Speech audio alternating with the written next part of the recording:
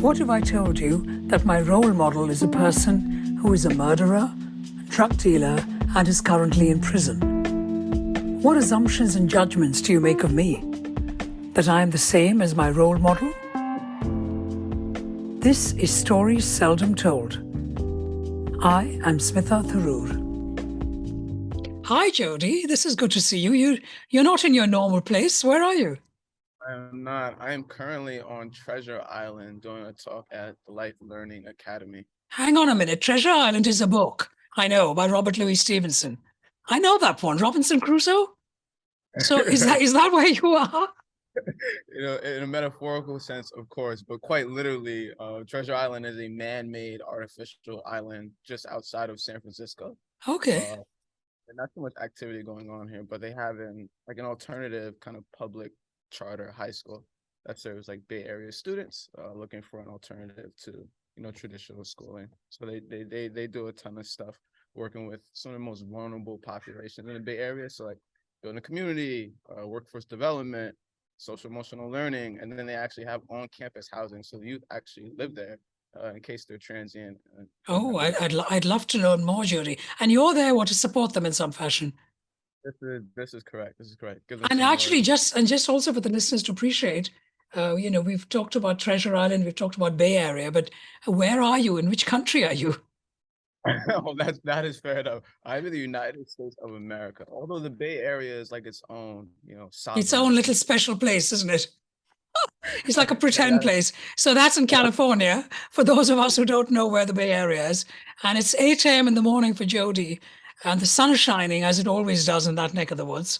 While I'm in London, of course, where actually today the sun is shining, I'm happy to announce. But yesterday it wasn't. But hey-ho, that's life, right? But no, you were saying? I said the sun always seems to shine on you. That's my presumption. Ah, charming as always, Jodi. Okay, let's get to business. I'm going to introduce you, Jodi, and then we must talk about why we're here. So let me introduce Jodi. Jodi Anderson Jr.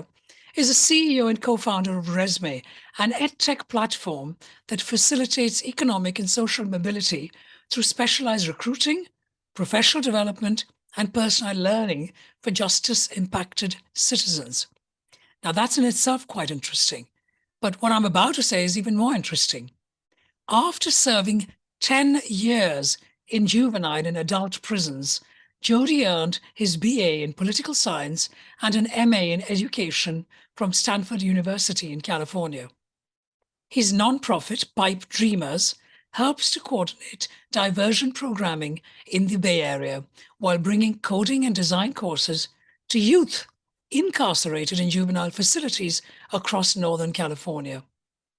As an alumnus of Cornell University's prison education program, he continues to be an advocate for criminal justice reform and access to higher education.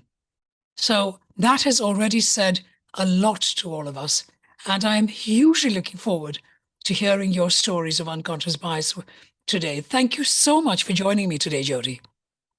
No, you got it. Thank you for having me and for that quite stellar introduction. I appreciate that. Very thoughtful. Well, no, not at all.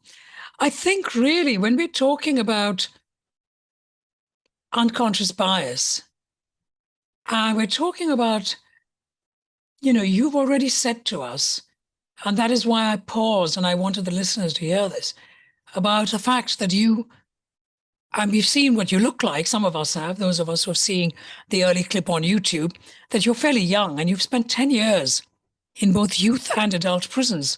So before we even talk about those stories, Jodi, tell us a little bit about what you understand by unconscious bias.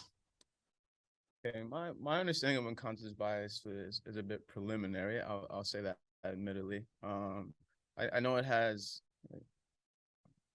huge impact on all humans, right?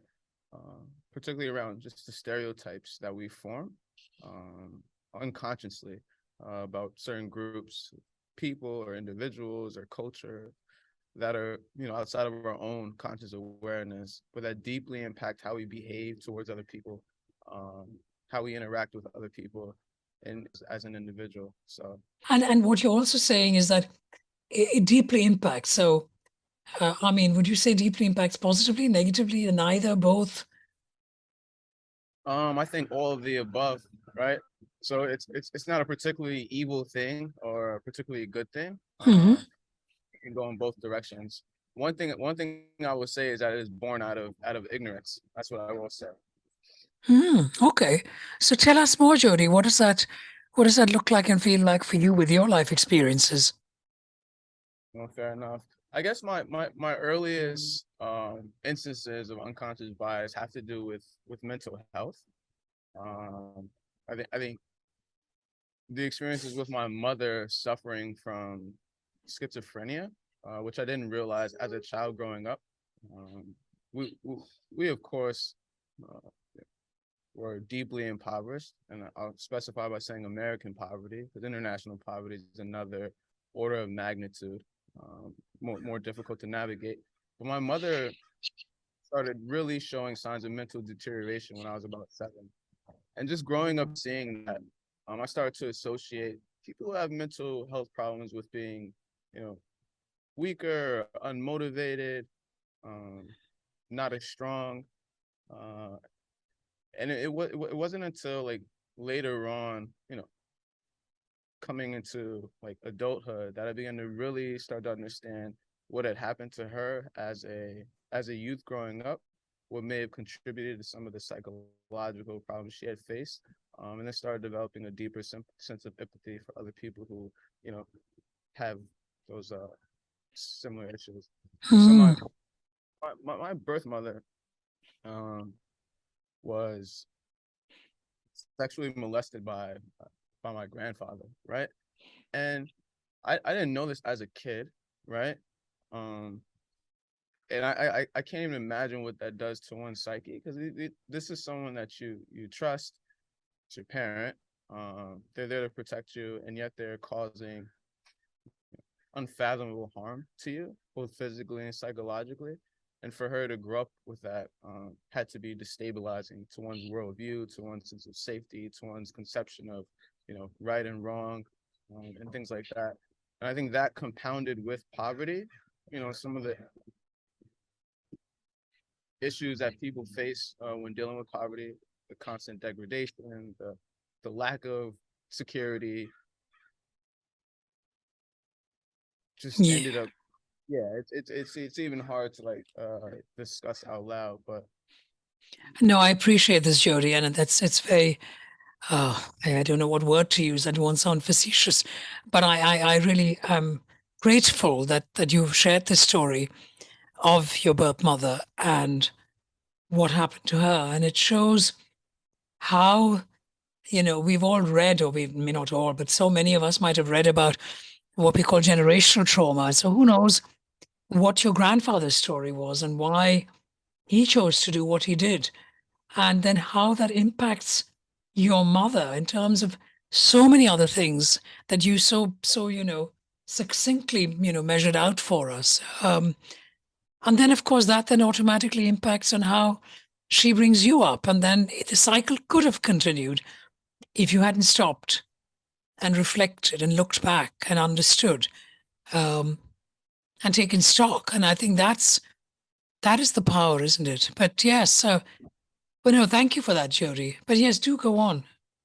yeah, I mean, you speak about the generational trauma that leads to some of those outcomes, unfortunate as they may be. And I think even my grandfather, and an immigrant from the Caribbean, right, came to America, taught himself English, taught himself how to read and write, taught himself calculus, um, but went to the war. So he served in the Korean War, in the Navy. I think was discharged. I don't know if it was dishonorably or honorably, but I'm sure whatever he's seen overseas had a deep impact on him. He returns to the United States, and is deeply seated in inequalities and prejudices, that exist for people who are of African descent.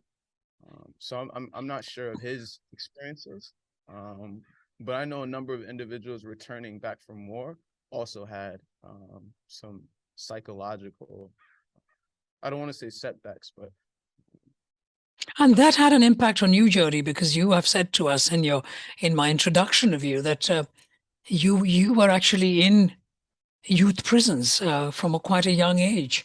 So I don't want to make any assumptions. What was that about? No, for sure. So that after my mother started losing her, I want to say her mental faculties or her cognitive abilities, she was hospitalized. So a number of suicide attempts. That led to us going into foster care and group homes. Uh, we were we were in a foster home in Brooklyn, How and my many of foster, you, Jodi? four of us, right? So I have two sisters, an older sister, younger sister, and a younger brother. Right. Um, we made our way back to New York. I spent my formative years in New Mexico. We make our way back to New York, and this happens to my mother. She suffers a psychological breakdown, and this had been years in the making. And so we're then, put into the foster care system.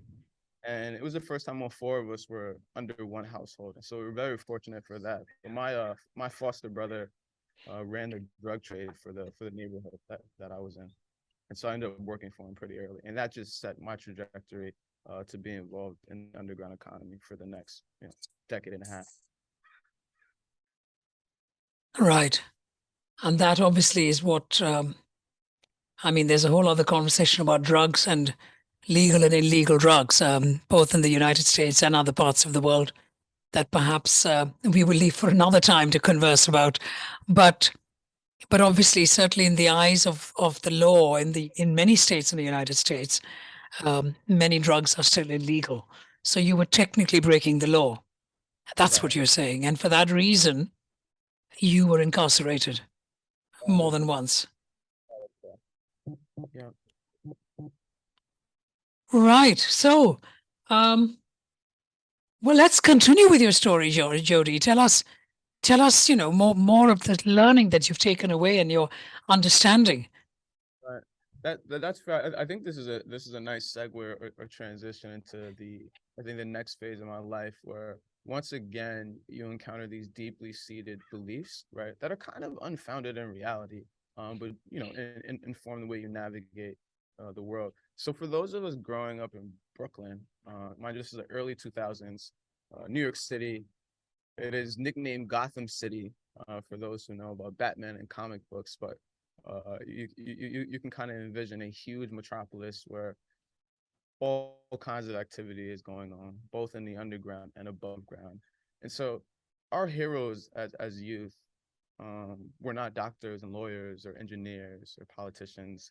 They were quite literally like mobsters and mafia types, because those were individuals in our neighborhood who had any kind of social standing, influence, and access to capital. They also knew how to make money, and they often provided, opportunities both financially and socially for everyone in the neighborhood. And so those are my early heroes, and often how they're portrayed in the media. And I think, common conception as these kind of like ruthless, cold-hearted, you know, lacking a moral compass kind of characters who just wreak havoc on neighborhoods and manipulate people and destroy society. Uh, and although some of those elements may be true for certain individuals, I think it casts a wide, you know, like blanket generalization on humans who are much more complex than that.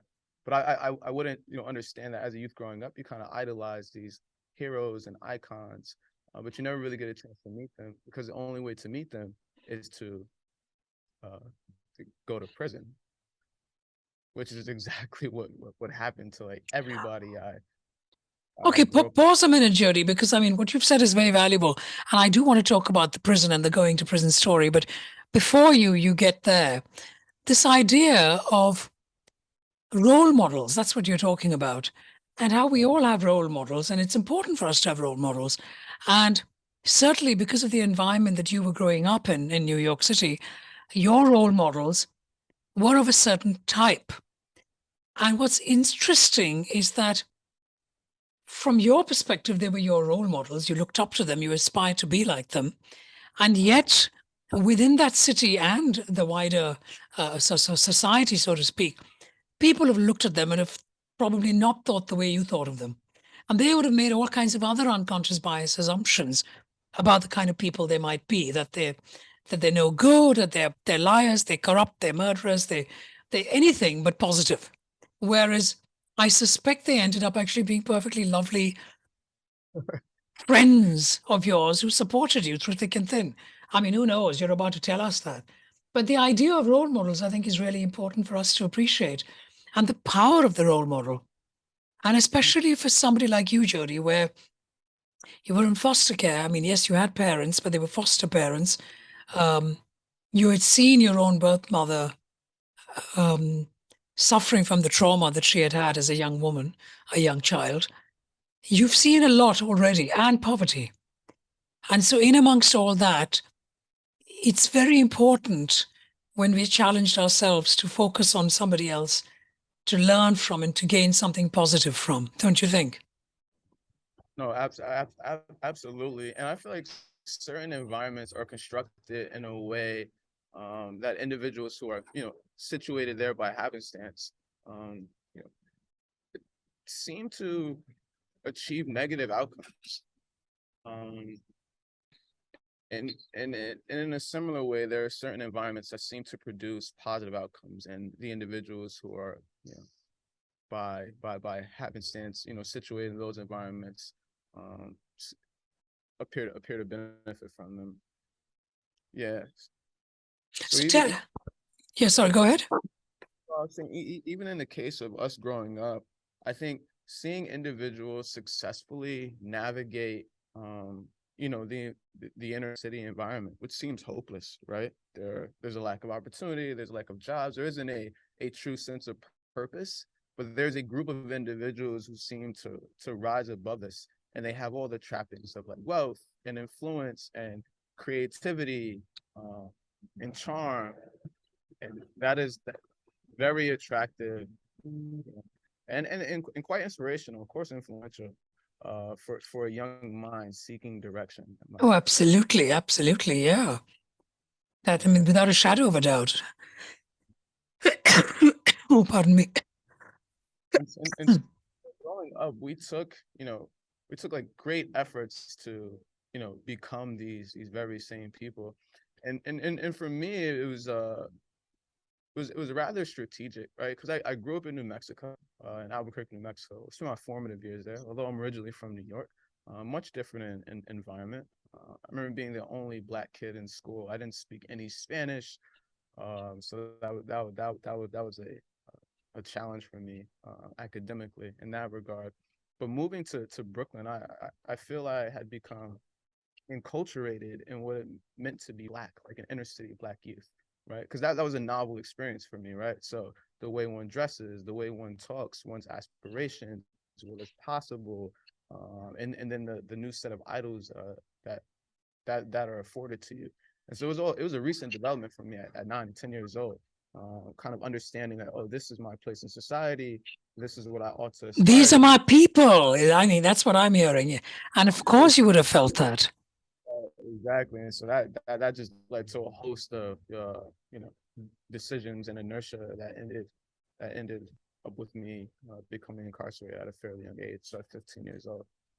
And it was then like meeting my heroes. So in juvenile, I think from 15, typically from 13 to 21 years old, you are in a juvenile prison, separate from the adults, but you still have yet to meet the individuals that you're trying to become, right? And it isn't until you graduate to the big leagues to actually go to prison, whether by committing another crime, committing a series of more serious crimes, or misbehaving inside a juvenile facility, or you could transfer out on your own volition. Hold on a minute. So what you're saying, Jodi, and I want to ask the listeners and myself to really understand it. What you're saying is that these role models were so important to you because firstly, 0 to 10, give or take, you were, in New Mexico, which was an extremely different environment, predominantly Spanish, white, or not Black anyway. And you always felt different. Plus, of course, you were going through all the challenges of living with your mother and the traumas that she had gone through and the poverty and so on. Fast forward to about the age of 10, you're now in New York. You are fostered with your siblings, which is fantastic. And much more importantly, or equally importantly, you're in a community where you see yourself. You see other Black children, other Black youths. Um, and you suddenly realize that these are my people. And then, of course, you start wanting and aspiring to be like them. And this is the bit I want to confirm with you, to the extent that you don't have any problem being in prison because you want to graduate to the next level of prison, from youth Yes. to the next level, so you can really get to meet your hero. Right. That's absolutely true. And I think from an early age, you realize that the people who have the most influence and prominence in the community either die extremely young, right? Um, become a prominent like gang leader, um, go to prison and make it out alive, right? And that is like how hierarchy is established. Yeah. Right. So So tell us yeah, about your, you said you were about 15 the first time you went into prison. yeah. So the first time I went to prison, I was 15 years old, and at that level, it's a lot of street gangs. And so as youth, you kind of build your own team of other youth who are in the neighborhood. Of course, there's a classic like turf wars and um, who can build the most efficient criminal organization. I say crime in the sense that that's just how we make money. So whether stealing cars or burglarizing establishments or selling drugs, you try to run a full operation, inspiring to be like some of the mafia types that are represented in the media and some of our heroes. Uh, but it isn't until you get to prison that those smaller street gangs get absorbed into the national uh, gangs in America. What does that And mean, so, Jody? Sorry, can you explain that to us? What do you yeah, mean by the so smaller there, street games go into national games? What does that actually mean? so in neighborhoods and communities, there are smaller groups of organizations, right? So say 10 or like hundreds of members belonging to a particular like community or like neighborhood, right? But that's very localized. And then at the national level, there are like major gangs across or organizations across America, right? And so the smaller ones often get like absorbed by the larger ones, to scale their operations, right? So if you become successful in a neighborhood, right, and you want to expand beyond that, so you want to operate in a different state, well, you still need connections and resources and security and personnel to do that. And so the best way to do that is to collaborate with the national gangs in America. And for us, it was either like the Black Mafia or Bloods and Crips. What does that Yeah. mean, Blood and And so Crips? yeah, so those are original political organizations that started in California, um, as a way to empower Black communities, right, against like government intervention, the So it was started infiltration for of all the right reasons. exactly, and then of course, it just started to devolve into um, other less noble endeavors, right? So the introduction of drugs into communities, and once that becomes a main source of income, we know all the effects that drugs have on communities. They destabilize that. They lead to uh, wars and violence in the community, or the introduction of guns. So when that becomes a trade, right, that you're profiteering off of, you're introducing weapons into the community. That's going to lead to higher violence. I think things like this definitely destroyed those organizations. Thank you for the small, brief lesson on this idea of, no, seriously, because I think it's important for us to understand um, the idea of these communities, the local community, the national community, and so on, to get a bigger picture of an understanding of what you had got into at the age of 15. So do continue with your storytelling. No, that is fair. And so I had the good fortune in a very ironic sense of entering prison and immediately sharing a cage with one of the most prominent gang lords in New York City. So a gentleman by the name of Eli Rios, um, who is known as the like founding father of a family called Mac Bowler family in the Bronx, which is a borough in New York City.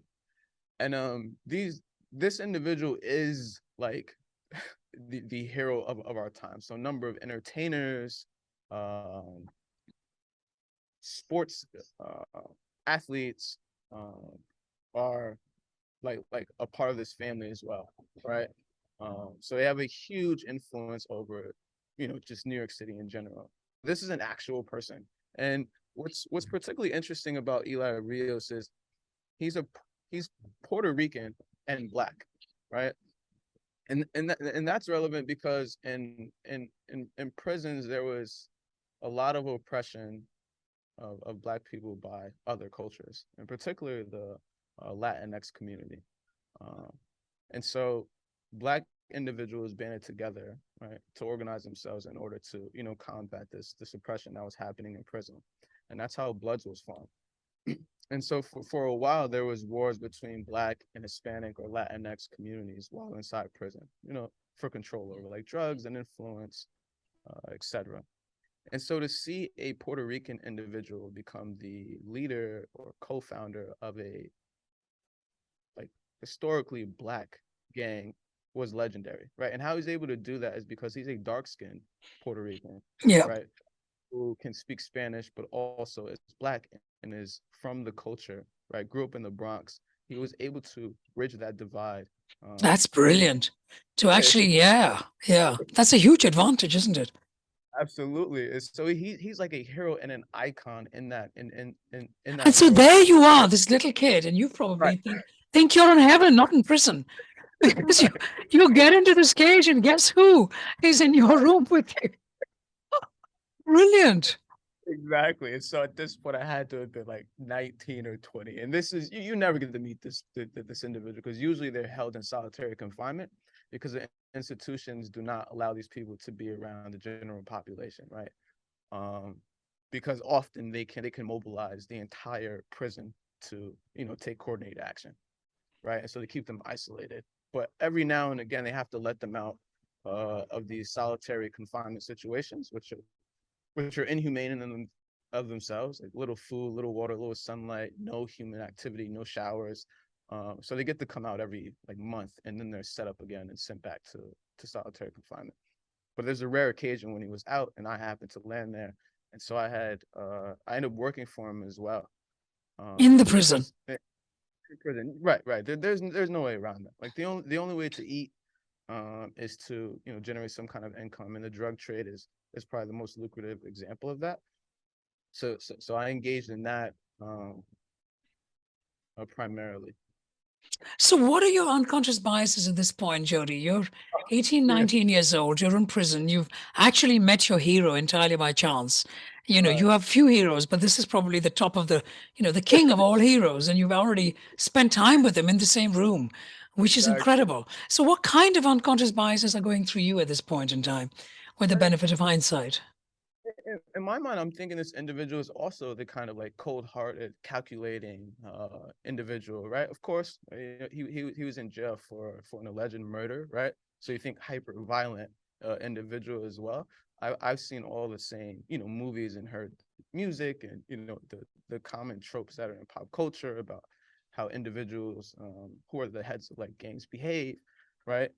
So I think initially very nervous. You would think I would, be taken advantage of, uh, and none of that was the case. So this individual helped me like learn Spanish, right? So he was like, you have to learn this. This is language is currency in here. It's how information is exchanged. You have to work out because I'm a fairly small individual. He was like that is how it's good for your mind, your body, and your soul. He was a family man at heart, right? So he helped me file paperwork to get visitation rights to see my son while I was incarcerated. This individual, he like supported me and my family financially. And the reason why this is important is because I never officially joined the gang, right? Right. You're how old again, Jodi? Remind us at this point. I'm 20 at this point. You're 20, you're a dad. You've just thrown that into the mix. Right. That's fair. That's fair. So I had my first son when I was Yeah. 15. Yeah. Okay. When Um, when I was fairly young. That is correct.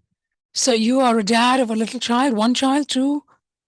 I have two children now, but But at the that the main time you had one kid and you were in prison, right. and you are with your hero, your number one hero, who is taking care of you, supporting you, mentoring you. That's the word, isn't it? Absolutely. Yeah, and then without the additional pressure of, you know, joining the actual family and all the negative consequences that come from that, right? Because you would think they would want to increase their ranks and take advantage of young wide-eyed individuals who just want to be a part of something larger than themselves, and that didn't seem to be his motivation, and in fact encouraged me to not join, but still gave me protection, provided me with all the necessary tools to survive in prison, and lended me a ton of his social capital, so I was able to survive the rest of my sentence there. But That's he didn't. incredible. It was unreal. So even my decision to kind of pursue education after a number of trips to solitary confinement, myself, or a number of days spent in there, I was supported by him and the community. But this was a mandate from him directly, to make sure that I continued to be protected, although I wasn't formally involved anymore. So I didn't sell drugs for anyone anymore, and I didn't Is he still around? Because this is a real shout out thank you to him, isn't it? Oh, for sure. He is still around, so still currently incarcerated.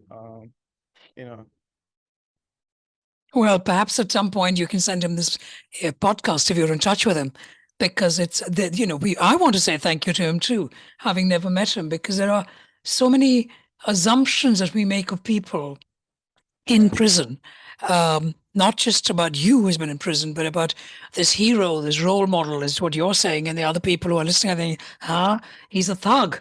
What is he going to do for you? He's a killer. He's this, he's that, only thinking negative words. And if it wasn't for him, who knows where you would be? And that's incredible. Oh, exactly. And I think it was very key to meet him early on, right? Whereas it gave me insight into how he was thinking about the world, right? Like politically, right? How he was thinking about mobilizing youth and communities to actually fight oppression, how he was going about accumulating capital, although, illegally, but he had a larger objective. And then how he saw me and other minds who could go out into the world and really impact society above ground, right? Tell How us his that name again, Jodi. Eli Rios, Eli. Eli Rios, correct? And how do you spell his surname? Rios. Okay. All right. Hmm. So yeah, it was quite fascinating, and it's a number of individuals that are in society, that he's had a direct impact on. Yeah, I think I may be the first one that went the academic route, but very very fortunate nonetheless.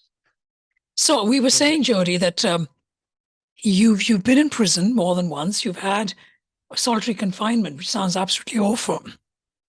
But you've been mentored and supported by this gentleman, Eli Rose, to the degree that you now have challenged many normal unconscious biases that you might have had and decided to do something else, which is education. Tell us about that. no, absolutely. And so it was directly after that experience, realizing that there was a ceiling on, being involved in underground, right? And that it is better to actually use your talents, to engage in society at the highest level that you can operate. So, what And so made you come to that conclusion? I'm it curious was to know, is there an aha moment? What was that? it was all of my heroes. So because I was directly, working under Eli, I had met all of the other leaders, right? Because they're the cream of the crop. They're all in communication with each other, and this isn't just like in prison. This is like across like America, right?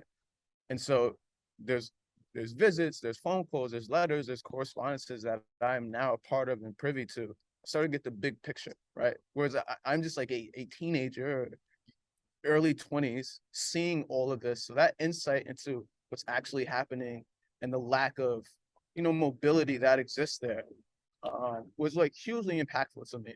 And so once I had gone to solitary confinement, and yeah, I'm meeting more of these individuals, and they all have hundreds of years or life sentences, right? And so that ceiling is very real. And I could see myself on a similar trajectory, which would be a waste of potential, right? But why do you know that?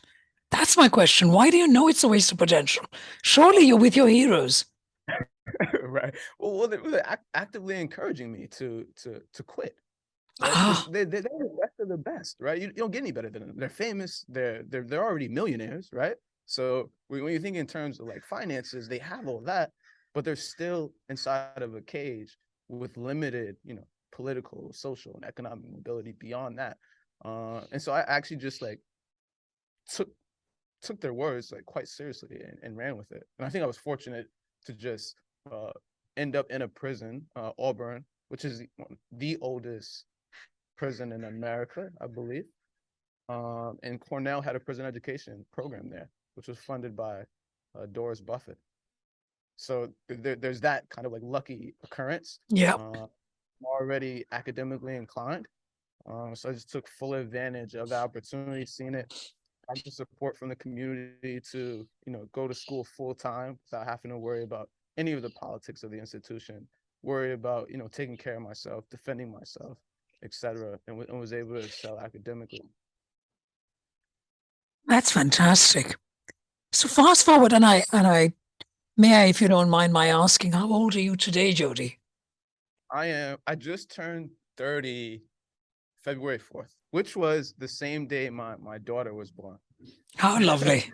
Happy birthday, father and daughter. Thank you. So you've just turned 30, and so certainly for the last 15 years, for the last 30 years, you've had one challenge after another being thrown at you. You then had your education in Cornell, Right. and now what are you doing? What are you doing with yourself? I've read aloud that you're actually, you know, a CEO and a co-founder of an organization. So what is all that about? That is correct. And so that's like part of the journey to Silicon Valley or Stanford in general. After, coming to Cornell, my professor had launched a campaign to get me out of prison early because of my academic success on the inside. And once I got to Cornell, I think the world opened up for me. And so I decided to transfer to Stanford University to really get involved in technology and innovation. And so that's what brought me out here. And it took And for those of us, sorry to interrupt, but for those of us who may not know, I do, Cornell University and Stanford University are sort of one of the top, both are the top universities in the world. We're not talking about any small little college that nobody's heard of. You've had opportunity of some of the best universities in the world, and that in itself is fantastic. But yes, to continue. No, I definitely appreciate that. Yeah, and this was a novel experience to me. Just being in those places, which are filled with immense amounts of privilege and access to resources. And that was just inspiring to me in general. Like if there was a way to be a part of building the future, and using technology to solve some of the most pressing social challenges of our times, one of them being mass incarceration, which I was a direct, I was directly impacted by that. So, uh, What do you mean? I mean, you said mass incarceration.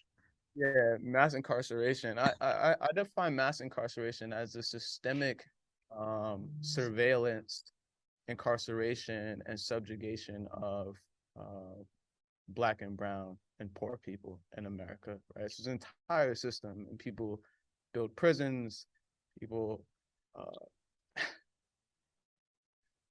profiteer off the misery of poor people, essentially, and the lack of opportunities that they have, both in terms of employment and education, and it's just a very sad, vicious cycle.